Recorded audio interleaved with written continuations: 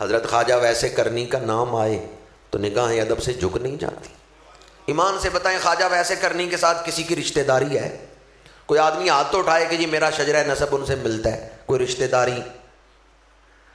وہ ہماری برادری کے نہیں. آپ کے ساتھ جو تعلق ہے خواجہ ویسے کرنی کا، دنیا میں ہم کسی سے محبت کرتے ہیں اس وجہ سے کہ چلو ماڑا بھی ہے، رشتہ دار تو اپنا ہی ہے نا، ٹوٹے ہوئے بازو گلے کی طرف ہی آتے ہیں. ٹھیک ہے ماڑا ہے پر بھائی تو میرا ہی ہے، رشتہ دار ہے، رشتہ داری کی وجہ سے محبت کرتے ہیں.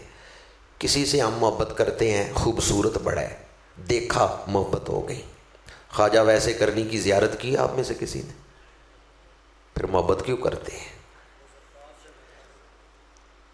یہ خواجہ ویسے کرنی کو امت کا محبوب بنا دیا ہے تو کس شے نے بنا دیا ہے؟ نہ وہ ہماری برادری سے تعلق رکھتے ہیں، نہ ہم نے ان کو دیکھا ہے کہ ان کے حسن کے ہم اسیر ہو گئے، نہ براہ راست کوئی لین دین ان سے ہوا ہے کہ کوئی پیسے ان کے ہم نے دینے تھے انہوں نے کہا چلو معاف کیا تو ہمیں محبت ہو گئی.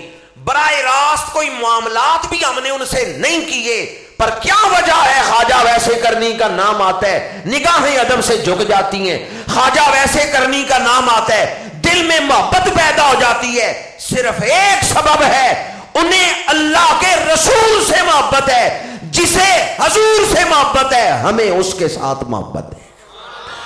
دامن مصطفیٰ سے جو لپٹا وہ یگانہ ہو گیا، جس کے حضور ہو گئے اس کا. میرے آقا کریم نے فرمایا یہ جس ہستی کا میں ذکر کر رہا ہوں یہ صحابی نہیں ہے، تابعی ہیں، لیکن حضور نے ان کا ذکر کیا ہے. مشکات شریف میں حدیث پاک موجود ہے اور مسلم شریف میں حدیث پاک موجود ہے جس میں حضرت خواجہ ویسے کرنی رضی اللہ تعالیٰ عنہ کا ذکر ہے.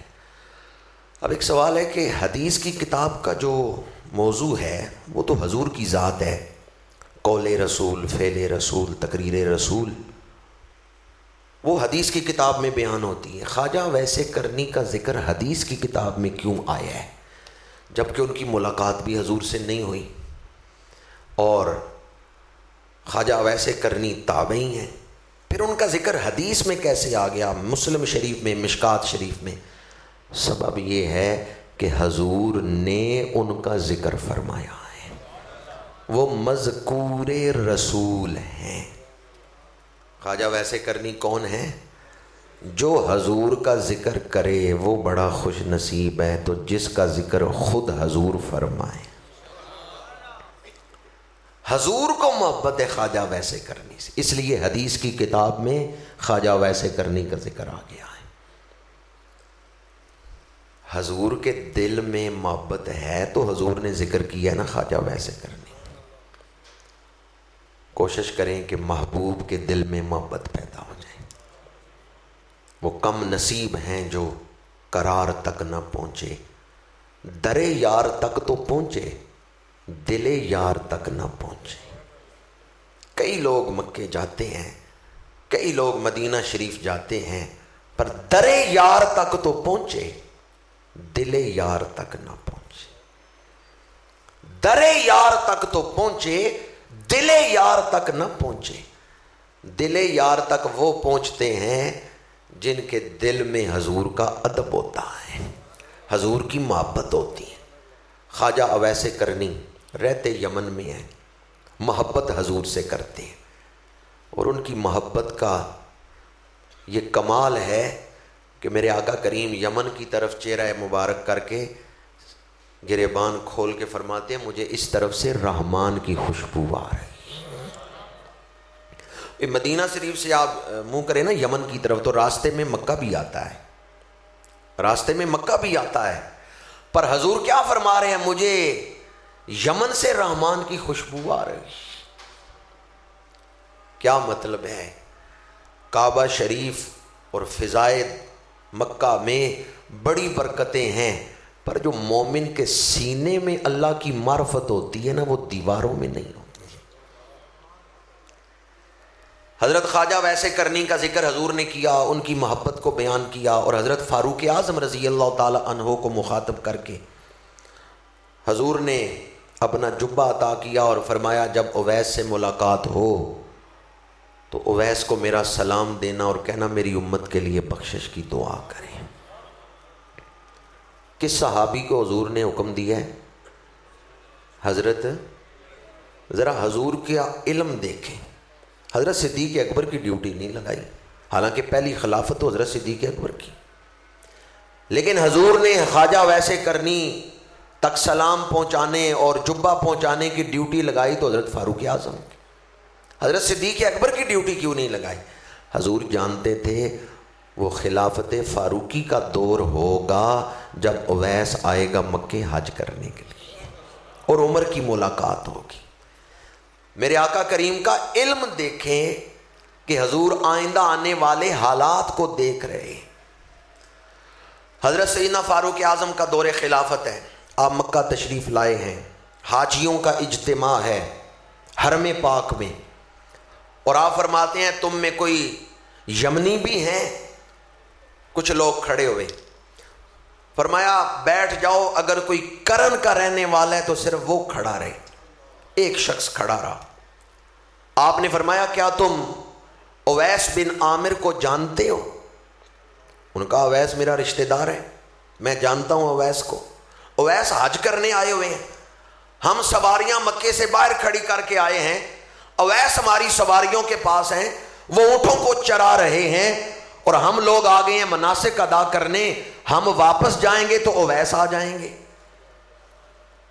جب حضرت فاروق اعظم نے سنا نا اویس آ گئے ہیں اور طرف کعبہ میں ہیں، طرف مکہ میں ہیں، تو خوش ہو کے مولا علی شیر خدا کی طرف دیکھا اور حضرت فاروق اعظم نے فرمایا علی چلو، حضور کا وعدہ پورا کرنے کا وقت آ گیا ہے۔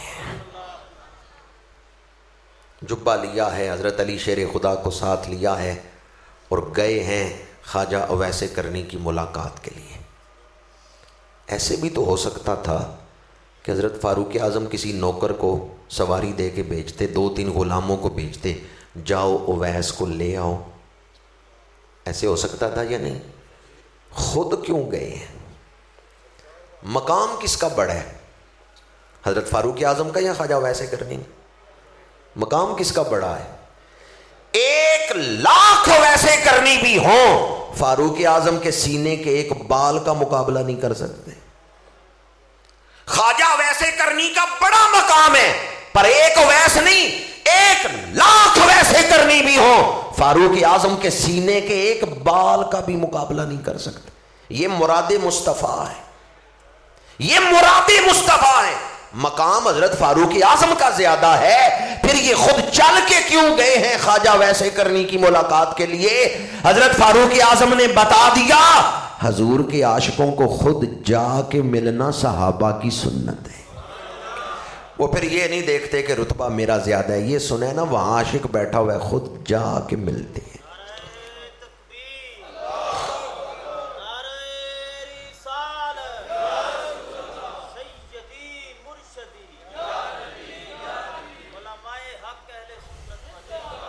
حضور کے عاشقوں کو ملنے کے لیے جانا کس کی سنت ہے؟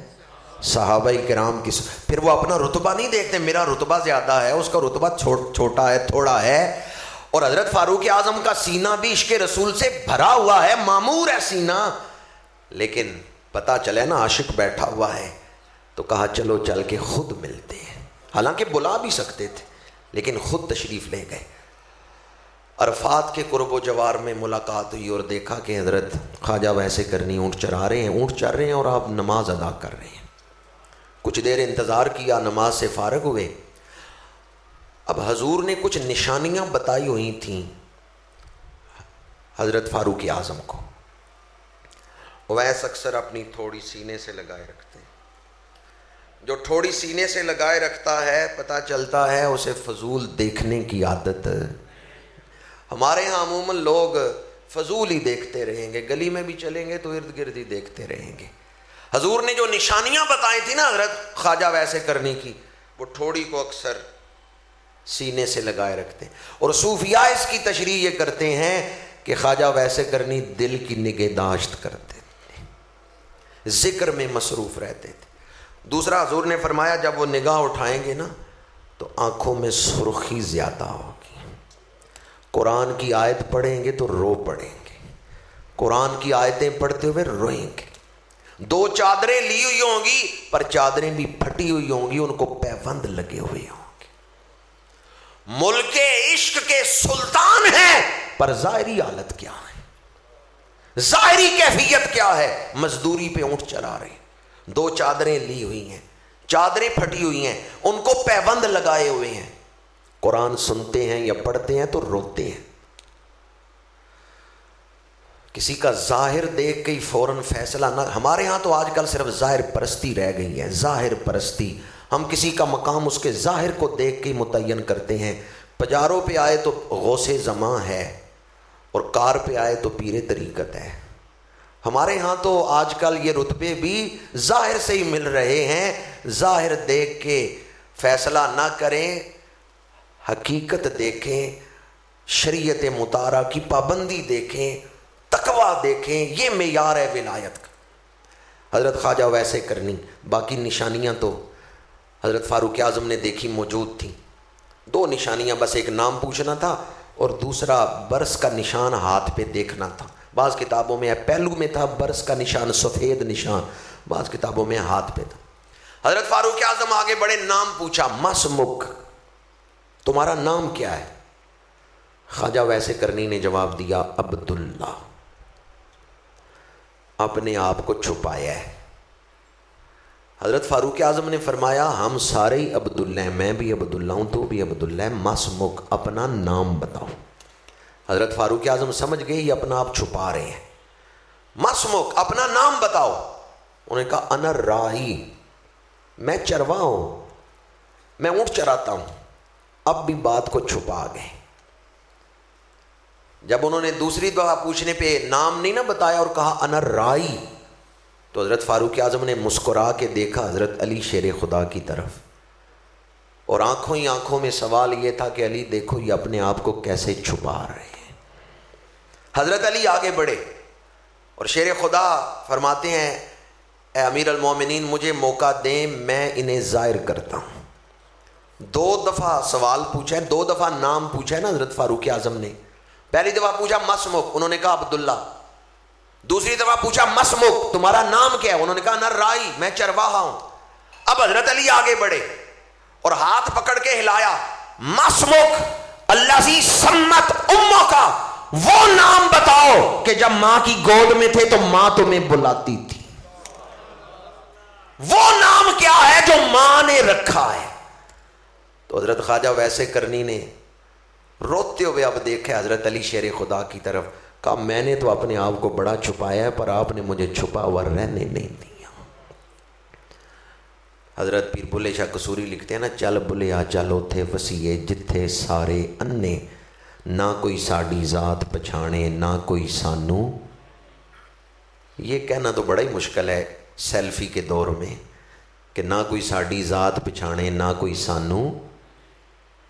چند لوگ ہی بول رہے ہیں, باقیوں کو پتہ ہے ہم نے باہر نکل کے سیلفیاں بھی بنانی ہیں, اپنے آپ کو منوانے ہیں. ہم اپنے آپ کو منوانے کے لیے کتنا کچھ چھاپتے ہیں اور وہ اپنے آپ کو چھپاتے ہیں. چل بلیا چل اوتھے وسیے, یہ پھر بلے شاہ قصوری کون ہے؟ یہ حضور غوث پاک کی اولاد ہے, گیلانی سید ہیں, اپنے وقت کے یگانہ روزگار عالم ہیں, بہت بڑے عارف ہیں, قادر الکلام ہیں, بڑی خوبیاں اللہ نے ان کو عطا کی ہیں. تو لوگ بڑی عزت کرتے تھے, شاہ جی ہو رہا ہے, پیر جی ہو رہا ہے. تو پھر بلے شاہ قصوری کہتے ہیں چل بلیا چل اوتھے وسیے جتھے سارے انے, نہ کوئی ساڑی ذات پچھانے نہ کوئی سانو بننے. اپنے آپ کو چھپانا. ایک روایت میں ہے کہ قیامت کے دن 70,000 فرشتے خواجہ ویسے کرنی کے ارد گرد ہوں گے, اور سب کے چہرے خواجہ ویسے کرنی کی طرح ہی ہوں گے. وہ ان میں چھپا دیے جائیں گے. کیوں؟ خواجہ ویسے کرنی چاہتے تھے کہ میں لوگوں کی نگاہوں سے چھپا رہوں, بس میرا محبوب جانتا ہو یہ میرا بندہ.